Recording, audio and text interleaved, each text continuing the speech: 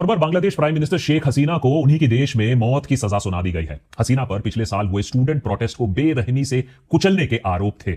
1400 लोगों की जानें गई थी जब हसीना के इशारों पर पुलिस ने अंधाधुंध गोलियां बरसाई थी। इसे क्राइम्स अगेंस्ट ह्यूमैनिटी का दर्जा देते हुए बांग्लादेश की एक स्पेशल ट्राइब्यूनल ने अब उन्हें सारे इल्जामों में दोषी पाया है और सजा भी काफी कड़ी सुनाई। We have decided to inflict her with only one sentence, that is sentence of death. 17 नवंबर को जारी की गई इस करीबन 450 पेज की जजमेंट में बांग्लादेश की इंटरनेशनल क्राइम्स ट्राइब्यूनल ने कहा है कि हसीना और उनके सरकार के 2 अफसर स्टूडेंट प्रोटेस्ट को सुलझाने की जगह, डिफ्यूज करने की जगह उन्होंने जबरदस्त एक्सेसिव डेडली फोर्स का उपयोग किया।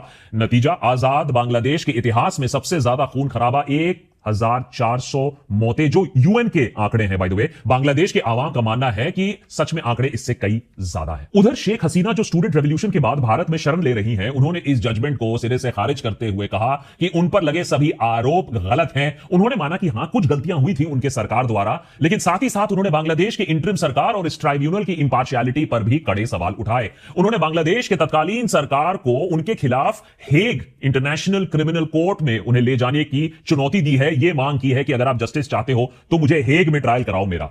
उधर UN human rights office, amnesty international जैसे संगठनों ने भी हसीना के डेथ सेंटेंस पर सवाल खड़े किए हैं और एक ट्रांसपेरेंट प्रोब की मांग की है। और यही आता है बांग्लादेश के नेताओं का एंडलेस साइकिल ऑफ वायलेंस, क्योंकि जिस आईसीटी इंटरनेशनल क्राइम्स ट्राइब्यूनल ने हसीना को डेथ सेंटेंस दिया है, वही आईसीटी की स्थापना खुद शेख हसीना ने किया था। और इसी आईसीटी की कड़ी आलोचना पास्ट में हो चुकी है, जब इसी आईसीटी ने हसीना के राइवल बीएनपी यानी बांग्लादेश नेशनलिस्ट पार्टी और जमात के 6 लीडर्स को मौत की सजा सुनाई थी 2013 और 2016 के बीच में। उस समय भी वेंडेटा पॉलिटिक्स का इल्जाम लगाया गया था। आयरनी आज यह है कि जो लॉयर्स उस समय बीएनपी और जमात को डिफेंड कर रहे थे अनसक्सेसफुली, आज वही लॉयर्स कहा जाता है शेख हसीना के मेन प्रोसिक्यूटर्स बन गए हैं। यह पहली बार नहीं है जब हसीना ने अपनी जान बचाने के लिए भारत में शरण ली हो। यह पहली बार नहीं है जब बांग्लादेश में लोग उसके खून के प्यासे हों। यह पहली बार नहीं है जब लोगों ने कानून अपने हाथों में लिया बांग्लादेश में। ना ही यह पहली बार है जब हमें इस तरीके की वेंडेटा पॉलिटिक्स दिख रही है बांग्लादेश में। लेकिन जब हसीना के पास मौका था तो उसने भी कुछ नहीं बदला, इस वेंडेटा की राजनीति को कायम रखा, उसे और बढ़ावा दिया। आज वही सिस्टम उसकी जान के पीछे पड़ी हुई है। लेकिन सवाल तब भी यही होता है कि बांग्लादेश में एक नरसंहार के लिए हसीना जिम्मेदार है, इस पर कोई डिबेट नहीं है। लेकिन क्या एक ट्राइब्यूनल, वो भी इंटरिम सरकार के अंडर, डेथ सेंटेंस जैसी कड़ी सजा, क्या इस सब से बांग्लादेश में यूनिट सरकार स्थिरता ला पाएगी, देश को एक्सट्रीमिस्ट फोर्सेस के खतरे से बचा पाएगी? या ये बदले की राजनीति में एक और अध्याय है, कल हसीना को मौका मिलेगा तो फिर वही काम फिर से होगा? देखिए, देशभक्त पर हम हमेशा ही डिक्टेटर्स के खिलाफ अपनी आवाज उठाते आए हैं और इसीलिए शेख हसीना की हमने कड़ी आलोचना की थी, अगर आपको याद हो, जब स्टूडेंट्स उनके खिलाफ अपनी आवाज बांग्लादेश में उठा रहे थे। आज अगर इस डेथ सेंटेंस को समझना है तो बांग्लादेश में हसीना के खिलाफ जबरदस्त गुस्से को समझना होगा, थोड़ा इतिहास समझना होगा कि कैसे बांग्लादेश में हसीना ने दहशत फैलाकर रखी थी, एक पूरा का पूरा सिस्टम बनाकर रखा था। इसे समझना होगा और शायद इसीलिए इसको समझ के ही भारत सरकार, हसीना का सबसे अच्छा वफादार पुराना दोस्त, वो भारत सरकार भी आज आईसीटी के रिपोर्ट को, इस जजमेंट को सिरे से खारिज नहीं कर रहा है। उल्टा हमारी मिनिस्ट्री ये कह रही है कि हम तो बांग्लादेश के लोगों के साथ खड़े हैं।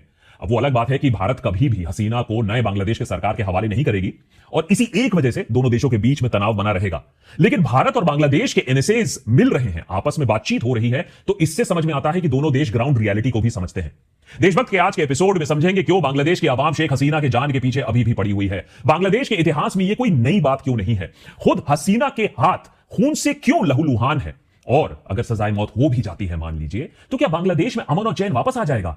इस सब को समझने के लिए थोड़ा बांग्लादेश के इतिहास को समझना होगा, जो हमारे लिए अनफॉर्चुनेटली भारत में 1971 वॉर और मुक्ति वाहिनी पर आकर हम इतिहास बांग्लादेश का भूल जाते हैं। उससे ज्यादा और हमें संज्ञान है नहीं। इसको समझना होगा, इसे बदलना होगा। नेता टाइप आधा काम मत करो, सब्सक्राइब के साथ साथ बेल आइकॉन भी दबाओ। पिछले साल का बांग्लादेश अनरेस्ट आपको शायद याद होगा, जब हजारों बांग्लादेशी स्टूडेंट्स कई हफ्तों तक रिजर्वेशंस को लेकर सड़कों पर उतर आए। वही रिजर्वेशंस जो 1971 फाइटर्स के फैमिली मेंबर्स के लिए दिया जा रहा था। सच्चाई यह थी कि हसीना अपने ही लोगों को सरकार में भर्ती करने के लिए यह स्कीम चला रही थी। हसीना यहां अपने करियर का सबसे बड़ा भूल करती है, स्टूडेंट्स को आतंकी कह देती है, उन पर गोलियां चलाने का आदेश दे देती है। उसके बाद यह स्टूडेंट प्रोटेस्ट हसीना के खिलाफ एक जन आंदोलन में बदल जाता है। फाइनली बात इतनी बिगड़ जाती है कि हसीना को अगस्त के महीने में देश छोड़कर भारत भागना पड़ता है। इसी के साथ बांग्लादेश पर शेख हसीना का 15 साल लंबा शासन एक झटके में खत्म हो जाता है और तब से हसीना भारत में एग्जाइल में अपने दिन बिता रही है। हसीना की सरकार गिरने के बाद बांग्लादेश की कमान नोबेल लॉरिएट मोहम्मद यूनिस ने संभाल कर रखी है। उन्होंने एक इंटरिम सरकार का उन्हें एक चीफ एडवाइजर बनाया गया है। उनकी सरकार ने पद संभालते ही हसीना के खिलाफ एक इन्वेस्टिगेशन लॉन्च कर दी ताकि स्टूडेंट प्रोटेस्ट में मारे गए उन 1400 लोगों और उनकी फैमिली को किसी तरीके का कम से कम क्लोजर मिले, इंसाफ मिले। तब से ही हसीना के अगेंस्ट एक ट्रायल इन एब्सेंशिया चल रहा है, जिसका मुख्य आरोप तो यही है कि हसीना सरकार ने जानबूझकर स्टूडेंट्स के खिलाफ लीथल जानलेवा फोर्स का इस्तेमाल किया। अब हसीना को इस इंटरनेशनल क्राइम्स ट्राइब्यूनल ने सभी आरोपों में दोषी पाया है। 2 काउंट्स के बेसिस पर उन्हें सजाए मौत सुनाई गई है। हसीना जानती है कि इस वर्डिक्ट को चैलेंज नहीं किया तो उनके गले पर फांसी का फंदा भी हो सकता है। इसीलिए उनका कहना है कि नंबर 1, पहले तो उन्हें अपने आप को रिप्रेजेंट करने का मौका नहीं दिया गया। नंबर 2, उन्हें उनके पसंद के लॉयर्स नहीं दिए गए। नंबर 3, जो डिफेंस लॉयर उन्हें असाइन भी किया गया, अपना पक्ष रखने के लिए उसने कोई खास मेहनत नहीं की। नंबर 4, हसीना ने ट्राइब्यूनल के जजेस की इंपार्शियलिटी पर भी कड़े सवाल उठाए हैं कि उनकी पार्टी का कम से कम कहना है कि ट्राइब्यूनल के जो जजेस हैं हसीना के राइवल पॉलिटिकल पार्टी बीएनपी से अलाइंड है, उनकी सिंपैथीज उनके ऑपोजिशन के साथ है। और नंबर 5, हसीना का कहना है कि बांग्लादेश में उनकी सरकार गिरते ही उन सभी जजेस का जीना मुश्किल कर दिया गया था जिनके अंदर उनके पार्टी के तरफ उनके तरफ कुछ भी सहानुभूति या कोई भी सिंपैथीज थी, उन्हें हाउंड किया गया है। एमनेस्टी इंटरनेशनल ने कहा है कि जो 1400 लोग हसीना सरकार के हाथ मारे गए, उन्हें जेन्युइन जस्टिस की दरकार है, ना कि एक ट्राइब्यूनल का वर्डिक्ट जिसका इतिहास खुद ही विवादास्पद रहा हो। शेख हसीना के ह्यूमन राइट अब्यूजेस बहुत एक जटिल मुद्दा है। अब जल्दबाजी में ऐसे ट्रायल करोगे तो आप देश में शांति नहीं अशांति के बीज बोदोगे। लेकिन देशभक्त पर हमारा तो यही कहना है कि सही हो या गलत, आज हसीना अपने ही किए की मार खा रही है। यह मौत का स्क्रिप्ट हसीना ने खुद ही लिखा है। अब उसके पास मौका था बांग्लादेश में चीजें बदलने का, लेकिन उसने ऐसा किया नहीं। क्यों? क्योंकि सत्ता का लोभ और कुर्सी जाने के डर की वजह से वो खुद जब एक पॉलिटिकल विक्टिम थी तब भी वो क्रूरता की देवी बन गई। और इसीलिए शायद आज बांग्लादेश की जनता हसीना को पलायन के बाद भी माफ करने के मूड में नहीं है। अब इसको समझने के लिए सबसे पहले आपको यह देखना होगा किन परिस्थितियों में हसीना पावर में आती है और फिर पावर पर अपना पंजा कस लेती है। शेख हसीना की कहानी भारत और पाकिस्तान की आजादी के साथ शुरू होती है। सितंबर 1947 में अर्स्टवाइल ईस्ट पाकिस्तान के तुंगीपाड़ा में जन्मी हसीना अपने शुरुआती दिनों से ही पॉलिटिक्स में काफी एक्टिव थी। अब बाय चॉइस या बाय फोर्स कह लीजिए। यूनिवर्सिटी ऑफ ढाका में जब वो अपनी ग्रेजुएशन परस्यू कर रही थी तब वो वहां स्टूडेंट यूनियन की वाइस प्रेसिडेंट हुआ करती थी। उस दौर में पाकिस्तान सरकार ने उनके पिता शेख मुजीबुर रहमान को बांग्लादेश की आजादी की मांग के लिए, आजादी की आवाज उठाने के लिए उस आरोप में जेल में बंद कर दिया था। उस वक्त वो अपने पिता की आवाज लोगों तक पहुंचा रही थी। फिर आया साल 1971। ईस्ट पाकिस्तान के लोग एक आजाद बांग्लादेश के लिए लड़ रहे थे। जनता में गुस्सा अपने चरम पर था। वही प्रोटेस्टर्स पर पाकिस्तान सरकार का क्रैकडाउन भी हैवानियत की सीमा पार कर चुका था। उस दौर में शेख मुजीबुर रहमान सिर्फ एक नाम नहीं थे, अपने आप में एक आंदोलन बन चुके थे। बंगो बंधु और उनकी मुक्ति वाहिनी के पीछे पूरा बांग्लादेश अब खड़ा हुआ था। फाइनली भारत की मदद के साथ बांग्लादेश आजाद होता है और इस आजाद देश की कमान संभालते हैं शेख मुजीबुर रहमान। नया देश, नए सपने, नई उम्मीदें और साथ ही साथ नए मसले। इंटरनल प्रॉब्लम से निपटते निपटते कब मुजीबुर रहमान की सरकार ने बांग्लादेश को एक 1 पार्टी स्टेट बना दिया, किसी को पता ही नहीं चला।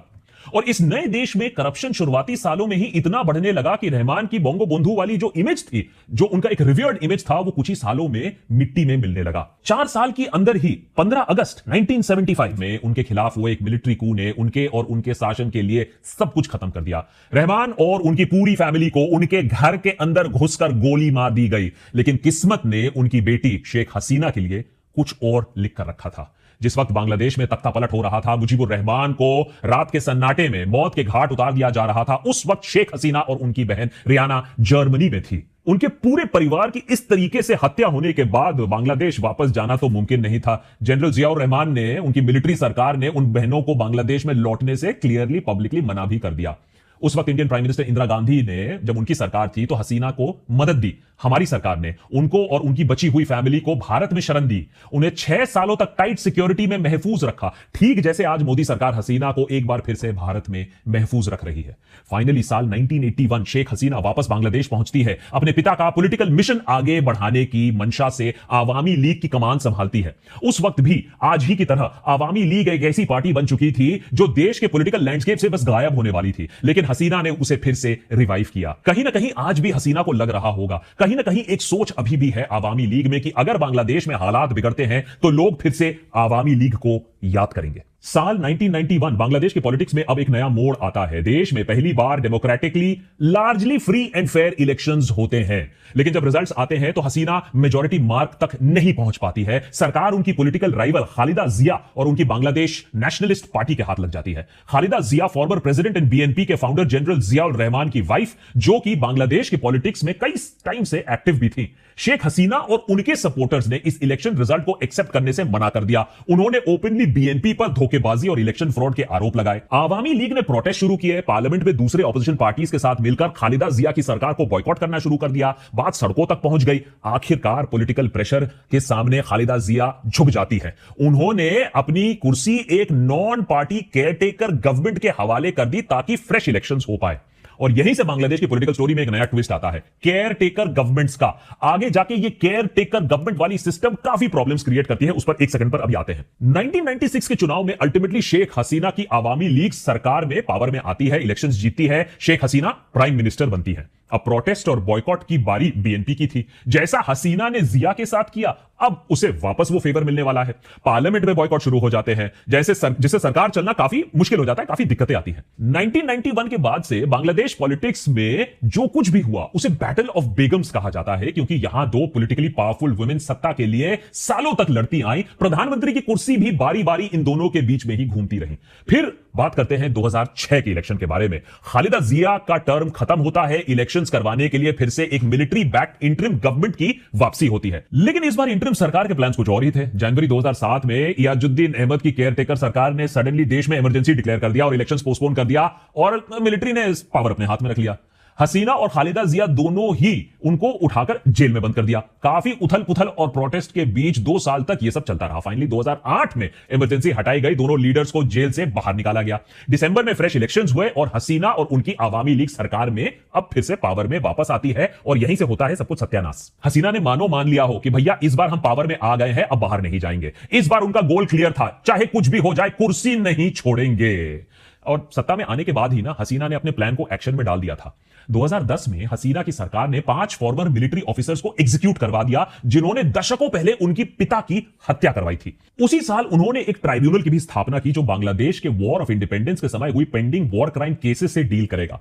इस ट्राइब्यूनल ने जमाते इस्लामी के कई लोगों को प्रो पाकिस्तानी कहकर उन्हें पकड़ लिया, मौत की सजा सुना दी या तो उम्र कैद दे दिया। जल्द ही लोगों को पता चला कि यह ट्राइब्यूनल वॉर क्राइम्स नहीं, पॉलिटिकल ऑपोजिशन को दबाने के लिए बनाया गया है। बाय द वे, अगर अभी भी आप 2+2 नहीं कर पाए, ये वही आईसीटी है जिसने अभी हसीना को मौत की सजा सुनाई है। करना भी है, कभी ना कभी घूम कर आती है। 2011 में शेख हसीना की सरकार ने सबसे पहले तो ये केयर टेकर गवर्नमेंट का सिस्टम खत्म कर दिया, यानी कोई न्यूट्रल पावर नहीं रहेगा जिसके अंडर इलेक्शंस की निगरानी होगी, इलेक्शंस करवाई जाएंगी। अब उनके इस डिसीजन को जो कोर्ट है उसने भी सपोर्ट कर दिया, हाई कोर्ट है उसने भी अप्रूव कर दिया, लेकिन जो पॉलिटिकल फॉलआउट होता है वो कुछ ज्यादा ही होता है। अब ऑपोजिशन इस कदम से आंख बबूला होती है। आने वाले इलेक्शंस में हेराफेरी के आरोप लगने लगते हैं। बीएनपी ने आने वाले चुनाव को बॉयकॉट करने का फैसला कर दिया, लेकिन इस सबसे कुछ खास फर्क नहीं पड़ा। उस वक्त शेख हसीना की पॉपुलैरिटी अपने चरम पर थी। उनके जो इकोनॉमिक मेजर्स थे उससे लोगों की जिंदगियां बेटर हो रही थी, बदल रही थी। बांग्लादेश में ग्रोथ और डेवलपमेंट हो रहा था, इस पर कोई डिबेट नहीं है। यह वही समय था जब बांग्लादेश पूरी दुनिया में टेक्सटाइल हब बनकर उभर रहा था और इससे आम लोगों को सीधा फायदा मिल रहा था। बगल में भारत भी शेख हसीना के साथ काम कर रहा था, बांग्लादेश ग्रोथ में अपना योगदान दे रहा था। और इसी बीच हसीना ने चुपचाप पॉपुलर प्राइम मिनिस्टर से पॉपुलर डिक्टेटर बनने का सफर शुरू कर दिया। 2018 के इलेक्शंस आते आते बीएनपी लीडर खालिदा जिया को सीधा जेल ही भेज दिया। अरे छोड़ो यार, क्या करेगी ये कंटेस्ट कर। एम्बेजलमेंट और करप्शन के चार्जेस पर उन्हें इलेक्शंस में पार्टिसिपेट करने से ही मना कर दिया। नतीजा, इलेक्शंस के रिजल्ट में बीएनपी बस चंद सीट जीत पाती है और फिर से हसीना पावर में आ जाती है और मजबूत होकर आती है। अब धीरे धीरे शेख हसीना की डिक्टेटोरियल टेंडेंसीज पूरे देश के सामने आने लगती हैं। लेकिन अफसोस, अब तो बांग्लादेश में उनके खिलाफ आवाज उठाने के लिए कोई बचा ही नहीं। एक डिक्टेटरशिप में ऐसा ही होता है। अब उनका फेस वैसे में भी जनता के बीच में काफी पॉपुलर था और जनता उनके इकोनॉमिक प्लान से खुश थी। इसके चलते बांग्लादेश ने अपने सिटीजंस ने हसीना के खिलाफ ज्यादा आवाज उठाना ठीक नहीं समझा। वो भी सोच रहे थे कि उनके अच्छे दिन आ ही जाएंगे। 2024 की इलेक्शंस भी हसीना आराम से जीत जाती है। बीएनपी इलेक्शंस लड़ने लायक भी नहीं था, विपक्ष को उस देश में खत्म कर दिया गया था। वैसे तो हसीना की वापसी बंपर मेजॉरिटी से होती है, लेकिन अब बांग्लादेश के लोग गेम समझ चुके थे। उन्हें रियलाइज हो चुका था कि हसीना के कहर से अब उन्हें बचाने वाला कोई नहीं है। ना कोर्ट्स है, ना ऑपोजिशन है, ना एक्टिविस्ट है। सबको हसीना ने चुन चुन कर खत्म कर दिया था। यहां तक कि नए डिजिटल सिक्योरिटी एक्ट डीएसए जो उनकी सरकार 2018 में लाती है, फिर साइबर सिक्योरिटी एक्ट सीएसए जो 2023 में लाया जाता है, इन सबसे इंडिपेंडेंट डिजिटल मीडिया को भी कुचल दिया जाता है। लेकिन इसका एक नेगेटिव इंपैक्ट जरूर होता है। मीडिया के बिना हसीना को पता ही नहीं चलता है कि देश में कितना आक्रोश है, लोगों में कितना गुस्सा है, युवा के पास नौकरी नहीं है और ना अपॉर्चुनिटीज है, और उनका गुस्सा इवेंचुअली तो उन पर ही फूटेगा। बांग्लादेश की बिगड़ती हालत से बेखबर हसीना ने जॉब रिजर्वेशन के बारे में एक नया प्लान का खुलासा किया। सरकारी जॉब में 30% का कोटा फ्रीडम फाइटर के फैमिलीज के लिए दिया जाएगा। अब इतने फैमिलीज है भी नहीं और सबको मालूम था कि ये अपने पार्टी वर्कर को सरकार में फिट करने की कोशिश कर रही है। युवा सीधा सड़क पर उतर जाता है। पहले स्टूडेंट्स जो कि कोविड से पहले में भी एम्प्लॉयमेंट के चलते परेशान थे, और अब उसके बाद आम लोग भी प्रोटेस्ट में शामिल हो जाते हैं। मीडिया, विपक्ष, कोर्ट सबको तो खामोश कर दिया था। तो हसीना जनता में बढ़ रहे फ्रस्ट्रेशन को ठीक से आंख ही नहीं पाती हैं। उन्होंने सोचा एक अच्छे डिक्टेटर की तरह सबसे पहले मैं प्रोटेस्टर्स को डिस्क्रेडिट कर देती हूं। वही खालिस्तानी, पाकिस्तानी, टेररिस्ट बोल दिया। प्रोटेस्टर्स को टुकड़े टुकड़े एंटी नेशनल बोलने का ये रिजल्ट यह हुआ कि प्रोटेस्टर्स और भड़क गए और वो पुलिस से फिर भिड़ने लगे। इससे पहले की बात और बिगड़ती, बांग्लादेश की सुप्रीम कोर्ट ने काफी हद तक ये जो रिजर्वेशन का मामला था, ये जो 30% का मामला था, इसे खारिज कर दिया गया था। लेकिन जनता के बीच में जो गुस्सा एक बार फूट जाता है ना, फिर उसे रोकना बहुत मुश्किल हो जाता है। इट्स लाइक अ डैम, फिर वो फूट ही के आगे आता है पूरा पानी। स्टूडेंट्स पर एक्सेसिव फोर्स यूज करके हसीना पहले ही गलती कर चुकी थी। अब कुछ स्टूडेंट्स की मौत होने के बाद बात सिर्फ रिजर्वेशन तक नहीं रह गई थी, बल्कि अब बात हसीना की सरकार और उसको देश से निकालने तक पहुंच गई थी। यूनाइटेड नेशंस की रिपोर्ट के हिसाब से करीबन 50 दिन तक चले यह प्रोटेस्ट बांग्लादेश में आजादी के लड़ाई के बाद सबसे ब्लडिएस्ट चैप्टर निकला। जैसे जैसे प्रोटेस्टर्स बढ़ते गए वैसे वैसे हसीना का क्रैकडाउन और उसकी बर्बरता भी बढ़ती रही। यह वो टाइम था जब शेख हसीना को बेगम की जगह बुचर ऑफ बांग्लादेश का टैग मिल जाता है। जैसे जैसे लोग मर रहे थे वैसे वैसे सरकार रिस्ट्रिक्शंस और बढ़ा रही थी। पहले इंटरनेट एक्सेस बैन कर दिया, फिर कर्फ्यू लगा दिया। पुलिस और प्रोटेस्टर्स के बीच में क्लैशेस एक आम बात सी होने लगी। फाइनली नेशन वाइड कर्फ्यू के बीच पूरे देश की जनता 5 अगस्त को सड़कों पर उतर आती है और ढाका की तरफ मार्च करना, कूच करना शुरू कर देती है। शेख हसीना का रेजिडेंस उनका टारगेट होता है। हसीना ने आर्मी की तरफ देखा, लेकिन इस बार आर्मी ने भी प्रोटेस्टर्स पर और गोली चलाने से मना कर दिया। हसीना के पास अब देश छोड़ने के अलावा और कोई चारा नहीं बचा था। अल्टीमेटली हसीना के रेजिडेंस पर प्रोटेस्टर्स के हमले के कुछ ही क्षण पहले एक मिलिट्री हेलीकॉप्टर उन्हें भारत ले आती है। यह पूरी कहानी और इससे जुड़े सारे किस्से हमने डिटेल में कवर किए थे अपने बांग्लादेश एपिसोड्स में, डिटेल में देख लीजिएगा। आपको बांग्लादेश को अगर समझना है तो यह एपिसोड और ये जो स्टूडेंट रेवोल्यूशन है, यह काफी एक इंपॉर्टेंट चैप्टर बनता है बांग्लादेश के इतिहास में। पिछले साल जब बांग्लादेश के लोगों ने शेख हसीना के खिलाफ अपनी आवाज उठाई थी, तो वो एक बेहतर कल की उम्मीद लेकर सड़कों पर उतरे थे। लेकिन बीते एक साल में यह बात भी सच है कि बांग्लादेश में डेमोक्रेसी की बहाली उतने अच्छी तरीके से नहीं हो पाई है जो लोग आशा कर रहे थे। डिक्टेटर हसीना तो चली गई, अब तो उन्हें मौत की सजा भी सुना दी गई है। लेकिन इससे ना ही फ्री एंड फेयर इलेक्शंस होने वाले हैं और ना ही रेडिकल पॉलिटिकल फोर्सेस के ग्रोथ में कोई लगाम लगने वाली है। साथ ही रेवोल्यूशन के समय हिंदुओं पर जो हमला हुआ था उससे बचाने की कोशिश काफी की गई थी। स्टूडेंट्स ने खुद इस पर काम किया था, रात रात पहरा दिया था। इंडियन मीडिया ने हिंदू जेनोसाइड बोला, लेकिन मोदी सरकार ने आज तक इस लफ्ज का, इस टर्मिनोलॉजी का प्रयोग नहीं किया है। सिर्फ हिंदुओं की सेफ्टी को लेकर चिंता जताई है, जिसका जवाब बाय द वे बांग्लादेश की मीडिया और कुछ नेतागण कहते हैं कि बांग्लादेश में हिंदू आज उतने ही सुरक्षित हैं जितना एक सेक्युलर हिंदुस्तान में मुसलमान सुरक्षित है। लेकिन अगर बांग्लादेश में पॉलिटिक्स और रेडिकल हो गया तो सुरक्षा की गारंटी कौन लेगा? मोहम्मद यूनुस की छवि साफ है, इस पर कोई डिबेट नहीं है। उन्हें इंटरनेशनल मान्यता मिलती है, इस पर कोई डिबेट नहीं है। लेकिन 85 साल के यूनुस कब तक चीजों को संभालेंगे? इलेक्शंस का टाइम पर ना हो पाना, कॉन्स्टिट्यूशनल अमेंडमेंट ना हो पाना, बांग्लादेश के सेक्युलरिज्म को बचाना, वहां की चुरमुराती इकोनॉमी को संभालना, और समय उनके पास है नहीं ज्यादा, क्योंकि थोड़ी भी भूल चूक हुई और देश पर फिर से अराजकता वहां फैल सकता है, एक्सट्रीमिस्ट फोर्सेस कंट्रोल ले सकते हैं। बांग्लादेश के लोग, उनके युवा के पास एक सुनहरा मौका है अभी भी। बदले की राजनीति को खत्म करो, एक नए शुरुआत की तरफ देखो, नए सिस्टम्स, नए इलेक्शन और नई एनर्जी के साथ एक न्यू बिगिनिंग की तरफ देखो। लेकिन फिलहाल हम अनफॉर्चुनेटली देख रहे हैं वही पुराना पॉलिटिकल वेंडेटा, पीछे देखने की राजनीति। अब अगर आप इस पीछे देखने की राजनीति और बदले की राजनीति के चक्रव्यूह में घुस गए तो उससे बांग्लादेश को बाहर निकालना बहुत मुश्किल हो जाएगा। और अगर ऐसा होता है तो वो जो हजारों लोग जिन्होंने अपनी जान दी थी, जान की कुर्बानी दी थी स्टूडेंट रेवोल्यूशन में, उनका मरना व्यर्थ हो जाएगा। इतना गोल्डन अपॉर्चुनिटी है वो व्यर्थ हो जाएगा। तो हसीना तो गिल्टी है, फेयर एंड स्क्वायर, लेकिन क्या बांग्लादेश अब आगे देखेगा अपने फ्यूचर की तरफ? इस बात पर भी एक डिबेट जरूरी है।